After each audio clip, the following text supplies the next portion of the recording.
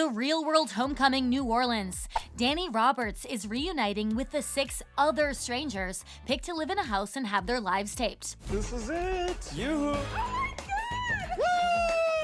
But as he tells People, he had some hesitation about stepping back in front of reality TV cameras. I think we all had very, very serious reservations about doing this again.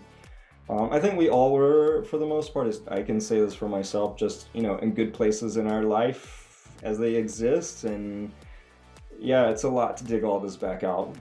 Because it's not just like digging out a chapter of our lives, but it's digging out a chapter of like pop culture and our nation's story in a lot of ways. Yeah. I think the reason this season is so sentimental to so many people, because it happened at kind of the end of an era, if you want to call it the innocence of the 90s in its own way, before we moved into a very like digital post-terrorist age.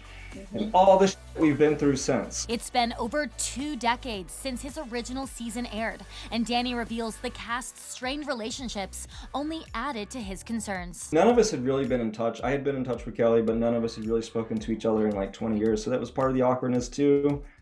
It's like, oh, do you want to go back there? But Melissa, Kelly, and I particularly had a lot of conversations, and I think for us to make a decision to do it, we all had to feel okay amongst ourselves first before we were even open to broader conversations. And these conversations went on for like close to a year before it actually happened. Yeah, it was definitely not instantaneous. A big reason the openly gay star ultimately did sign on to the Paramount Plus series was to reach those who still have negative views about the queer community. I'll say, going into this, I did agree to do it, and I had very specific goals. A big part of my whole life story that we've touched on has been the impact of, conservative religious beliefs, that fear, that deep inbred hatred that lies deep in our culture that's still thriving. It's been a huge part of my narrative, and I saw this as an opportunity to come back and revisit that topic. I still think, it's like very relevant in what's happening today, but it's still just as relevant and impacts a lot of people's lives.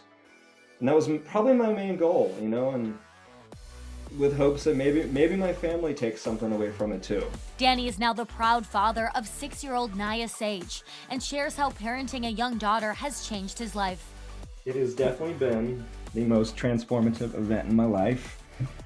I think for me, what's been very interesting about this journey is that it's been part of actually what was a catalyst for me to really get to the root of finding strong mental health and being healthy as a person.